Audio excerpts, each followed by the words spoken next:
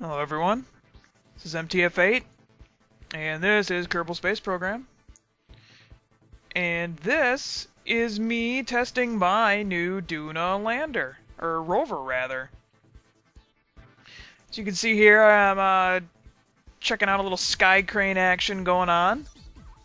I'm gonna go ahead and just burn off some fuel here, get this guy up to about 1 kilometer. And we'll pop the chutes, do a little testy-westy.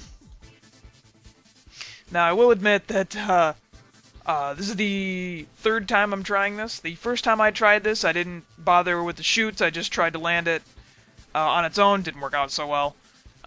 Second time I did this, I went up to 1 kilometer, popped the chutes, but I was going about 100 meters per second when the chutes popped at 500 meters, and they just kind of flew right off. So, lesson learned. Slow down to about, 40 meters a second. So we come in for a nice landing here. So, not the smartest way to land a rover, but, I don't know, I came up with this on the fly, really wanted to try it. Seems like a lot of fun. Oop, gotta turn off RCS there. SAS. So the idea is that the landing struts there will, want to orientate us down. Just go ahead and make up words here. But, well, we'll go ahead and see here. We go ahead and fire up the sky crane-like setup here. Come in for a nice soft landing, and as we're tilting forward from the landing struts, we disconnect the... Whoops! Whoa! Okay, he's not... Alright, well... Anyway, we disconnect the sky crane, and then we disconnect the landing struts, and we have ourselves a rover. Whoops! That's not supposed to really... Okay, well, anyway. This is why you test stuff at home. So anyway, the sky crane is supposed to go zooming off into wherever, and the landing gears are just supposed to kind of get out of the way. Oh, look at this cute little science proby thing. Got a bunch of science instruments at the core there. It's really just RCS fuel and a bunch of batteries. That's really kind of all it is, and science instruments. I've kind of nicknamed it my science pig. Looks like a little pig. But let's take it for a little drive here. Brake test was good. Science test was good. Let's, okay, so top speed on its own is only like about 10 meters a second. But with RCS, woohoo, we can really get this puppy to fly. Okay, don't really have much control over it. So go take it back to the landing platform. Whoop, okay, we're going a little fast. Let's just try to slow down here. And, oh, is that a pipe? Whoop, that's a pipe. Okay. Yeah, that, okay, this rover will not right itself. Will not right itself. Again, this is why you test stuff at home. So anyway, here's a closer look at the booster that I used in my last video. We've got a new interplanetary stage here with nuclear engines. Gotta love the nukes. And we've got the lander here, all strutted up. And with the sky crane lander right up there. So, let's go ahead and get to Duna. Let's not waste any time. I know the last time I tested out a lander, I went to the moon. Or, a rover type thing, went to the moon. I guess it was the lander, really, is the last time I tested something on the moon. But whatever, let's get there. Alright, we're going in... Oh, that's... My fuel consumption looks kind of strange. I'm trying to figure out what's going on here. Like, that doesn't make any sense. So, we go to do our turn. Can I take a look at what's going on? Nope, things are okay.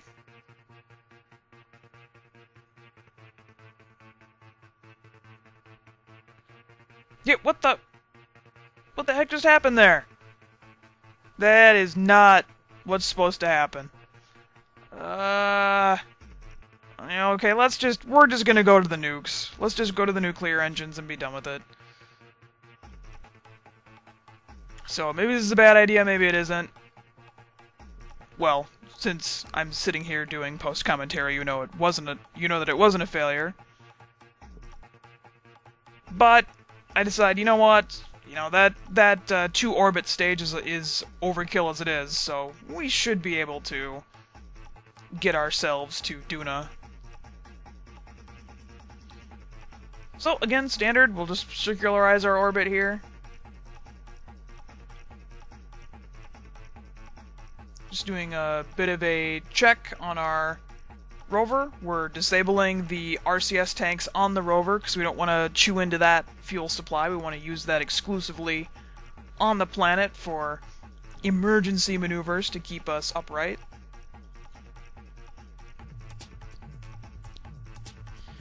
Okay, so these nuclear engines are definitely efficient, but definitely the time's adding up here.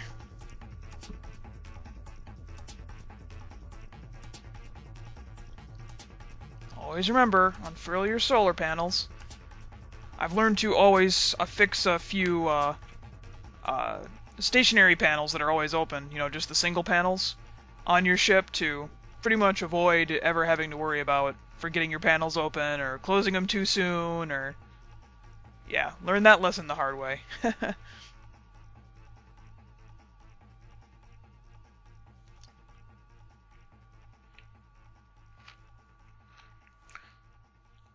So, we're not caring too much about where Duna is in relationship to Kerbin.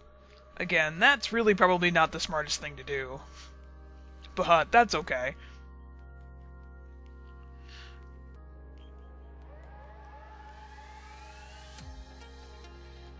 So, go ahead and do a nice burn here to at least start our exit from Kerbin's sphere of influence.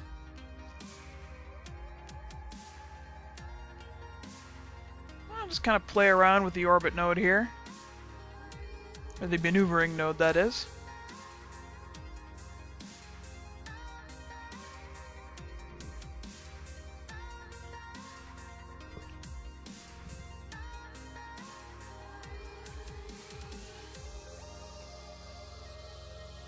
So with these nuclear engines, a 3-minute burn would have been just fine to do. There's no reason I'm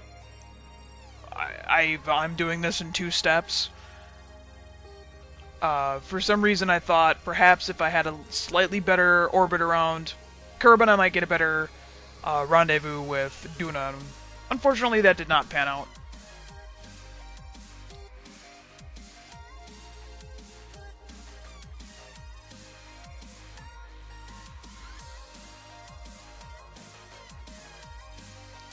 Little bursts of RCS here and there to keep us steady. Definitely still a wobbly craft. Those long and narrow craft, they just don't make for good... Ooh, wait, what was that? Looks like I almost had an encounter with, oh yeah, let's... There you go! Encounter with Duna, excellent! I just sort of have to orbit around the sun again. So again, it's going to take me like another extra orbit around the entire solar system to get to Duna, but hey, whatever.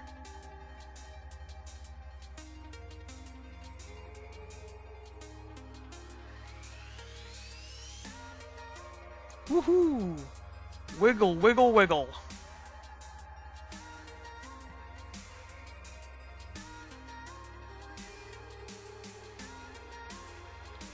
Woohoo!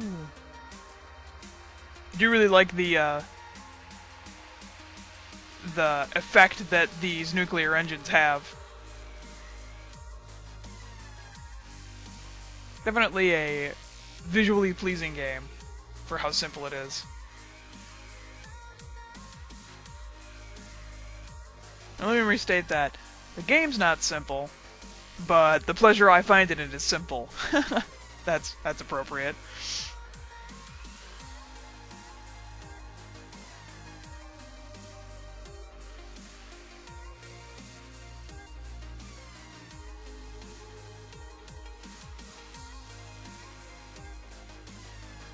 So, another 2.5 months of just orbiting around the sun. It's a good thing I'm not sending Kerbals.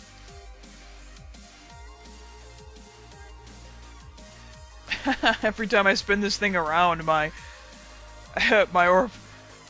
maneuver line is like, where the heck are you pointing? I don't know where you're going. Holy smokes! Whoa, whoa, whoa, whoa!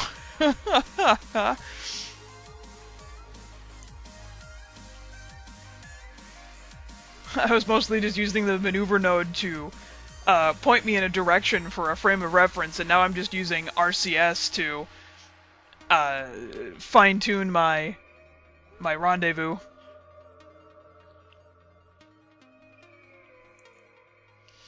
Alright, Duna. I'm a-comin' for ya.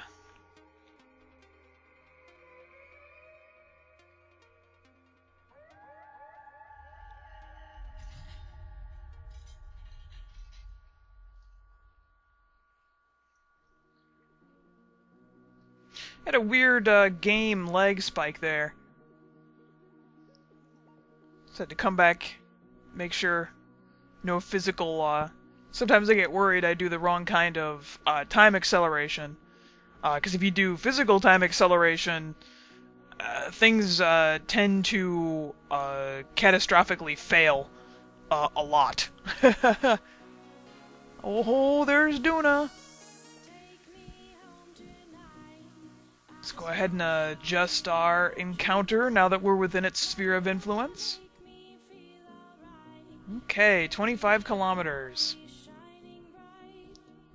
Again, we're so wiggly here that trying to fine-tune our encounter is really hard.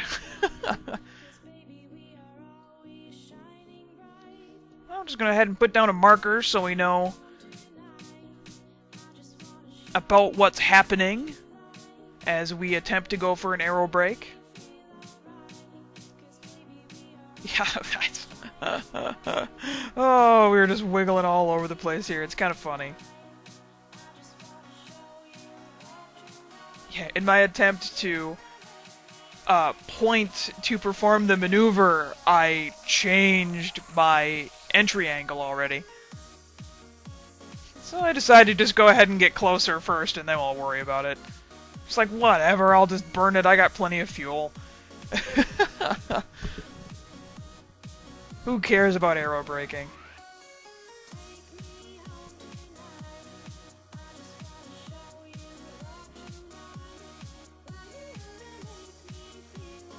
Ooh, wiggle, wiggle, wiggle. Weeble wobble.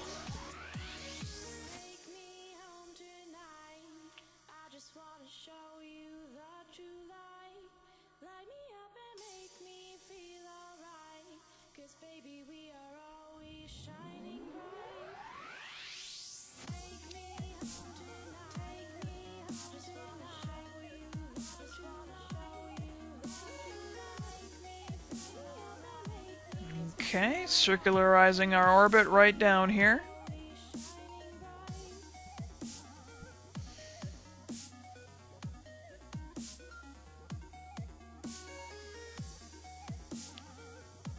Whoa, not paying attention.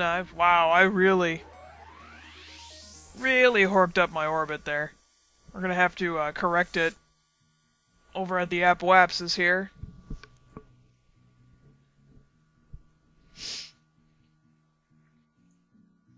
Of course, the map view doesn't know what the heck to do with my craft wobbling all over the place.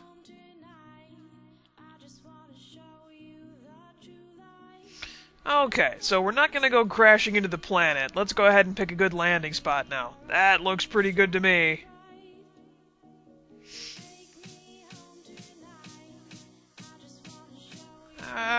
yeah, sure there, whatever.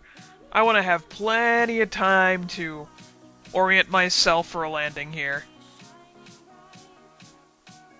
So, my plan coming into this is, since we have so much fuel in our interplanetary booster, is I'm going to use that to not only slow us down, but to probably cancel out almost all of my inertia coming down into the planet here. Then we'll go ahead and just drop it to the ground, let it, destruct, and then hopefully perform much the same maneuver that we did on Kerbin.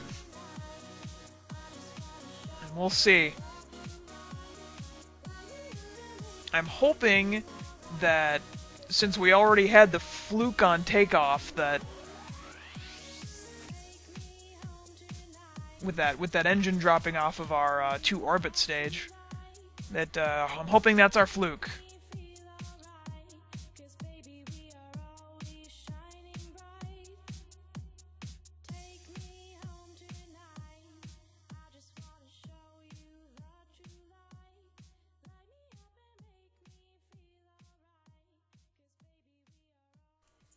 Alright, let's go ahead and slow it down here. And we'll come in for a landing in real time.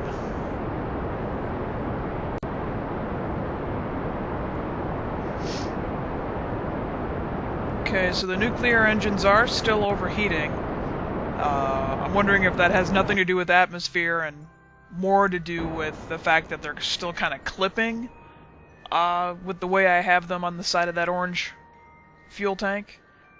They don't appear to be overheating to the point where they're exploding, though, so that's good. So, we'll go ahead and get rid of that node. There's no point in having that node anymore.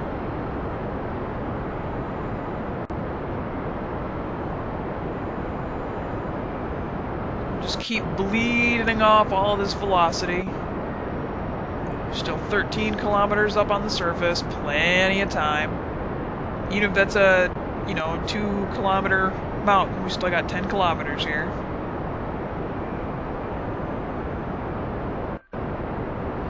Struts are holding up, even though we're kind of wiggling all over the place.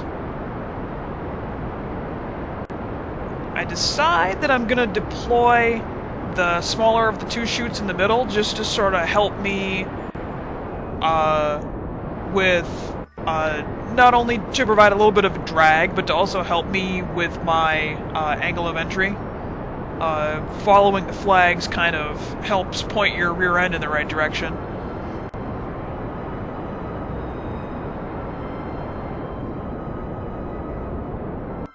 It's funny, I think I just called the deployed parachute a flag.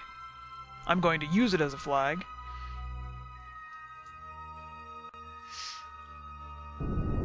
So, there we go. Finally reach enough atmosphere for the chutes to deploy.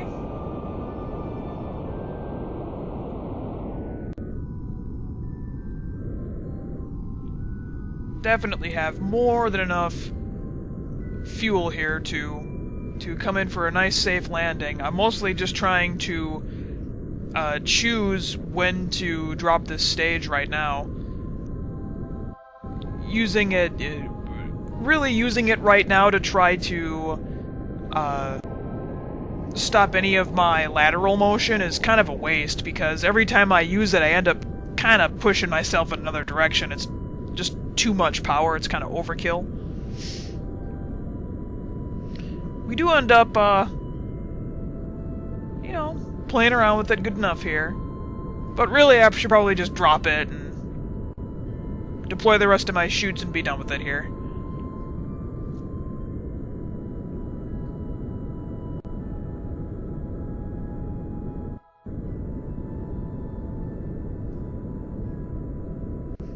It's hard to see what's going on. Just got the nuclear engines balancing out our fall right now. I'm just gonna hold it about 50 meters a second until we get down. Go ahead and deploy our larger chutes.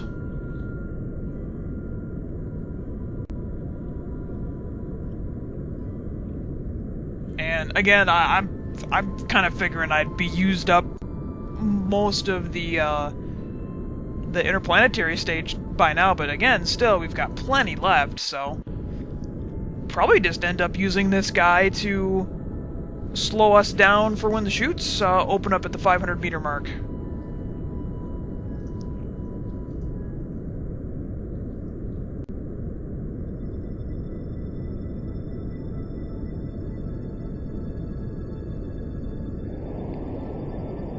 We're getting close enough to see ground scatter. Let's go ahead and get this guy. Whoop, yep, there, they opened up. Let's go ahead and cancel our... Get that rocket down. There we go. Did the staging on the rocket. Let's get the sky crane up and even out our descent so the sky crane's leveling. Woohoo! Didn't even think to capture that. Get our landing gear out. Whoa!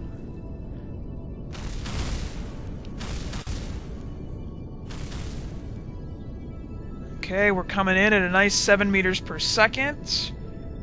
We're following our shadow now, just trying to wait for him to meet up. Slowing right down, slowing right down. Okay, detached sky crane. Whoops! Oh, things are good, things are good. Ah, perfect sky crane launch. Bye-bye, sky crane.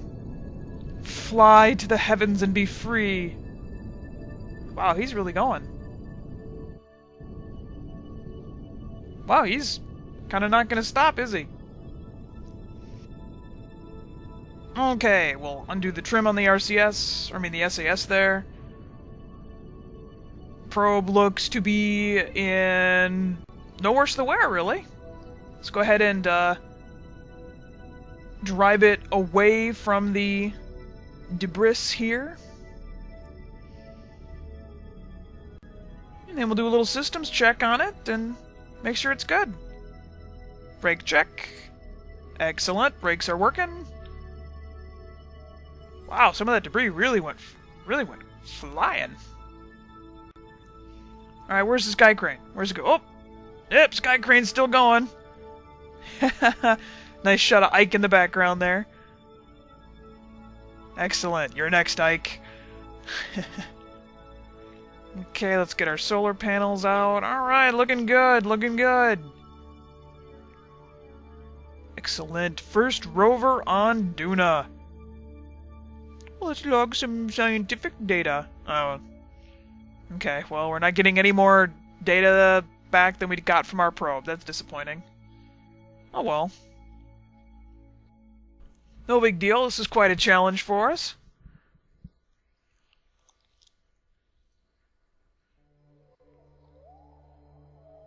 So, let's go ahead and pull our solar panels in and go for a little bit of drive. And what I'm hoping is we can go for a little bit of a spin and get some better science data.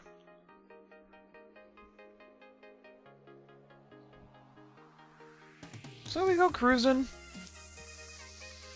I'm like, what the heck's this little thing over here? A little bit of debris. Where is it there? Oh, there it is. Whoop, whoop. Oh yeah, a little RCS thruster. That's funny. Let's do some science here. Nope, no science to be had. Oh well.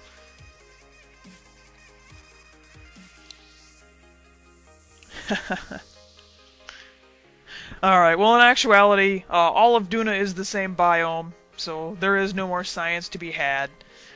There's just awesome rover action on Duna. That's about all there is.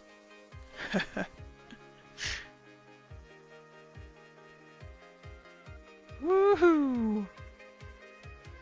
So, we gotta remember, top speed's about 10 here. We don't really want to be going much faster than 10 meters per second. So, that has been yet another episode. Thanks for watching, everybody.